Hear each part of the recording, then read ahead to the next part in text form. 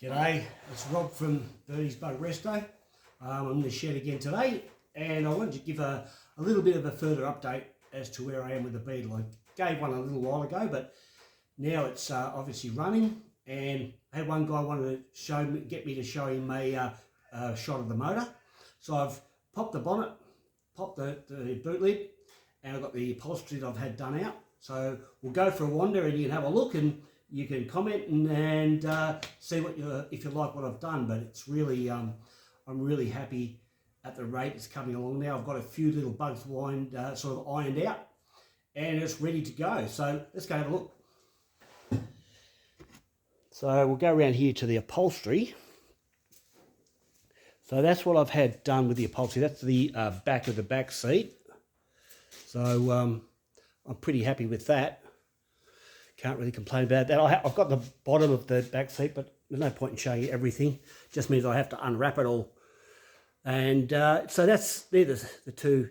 The actual seats are a little bit different.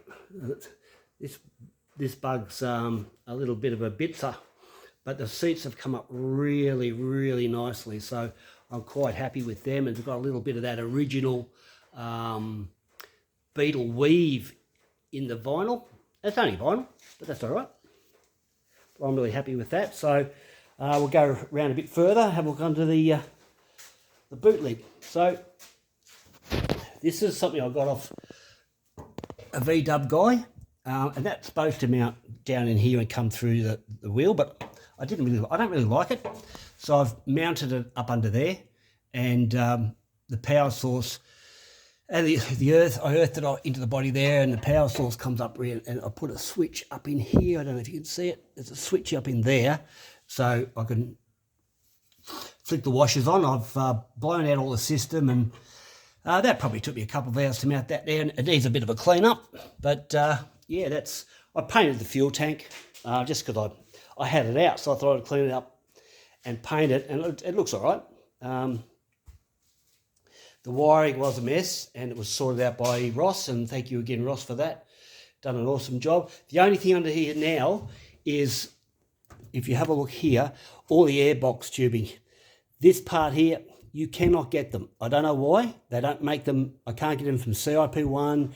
I can't get them from Heritage Parts, Just Campers. No one seems to make them. You get them online. So from independent guys who've got one as a spare. So anybody, plastic manufacturer out there who wants to make a few bucks out of VW, start making them. This one here is 45mm, and that's 25mm. On the later models, that was 55mm and 25mm. So I don't know if that means anything to you,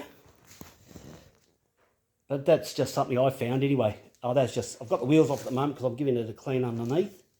I think I've shown you a lot of what's going on the bodywork last time, but I think I had a viewer wanting to see a little bit of the motor. So we'll get to the engine now. And it's all I've really done. I've taken the original air cleaner off because they're so big and bulky, and I'll put a breather on the oil filler.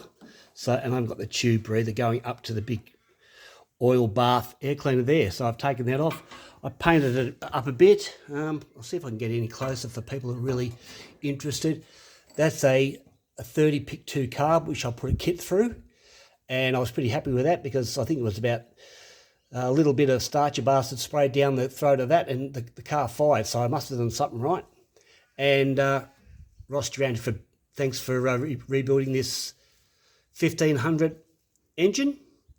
So it's a 1500 single port. It's got a 1600 kit on it, so it's a 1588 or something like that now. So that's what that is. And yeah, look, I replaced the coil leads, obviously. I put a new fuel pump in. I have got the original, and I'll probably recondition the original and have it for a spare. It's just a generator. I think early on I said I was going to replace that, but I was really wanting to keep a thing a little bit original. So yeah, and I just painted that little shroud up. And I got all this was powder coated. I had all this taken out when I stripped the motor down. Everything's been powder coated black. and I've got to block off this because that goes into the air cleaner, and now I don't have the air cleaner, or the factory air cleaner. It's come off, so I've got to block that over.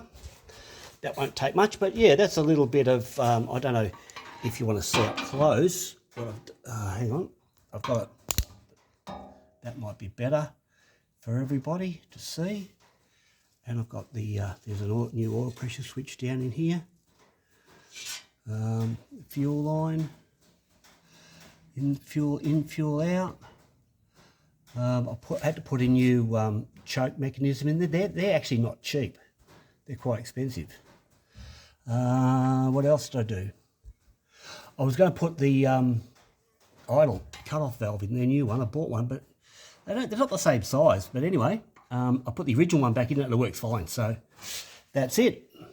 So that's her.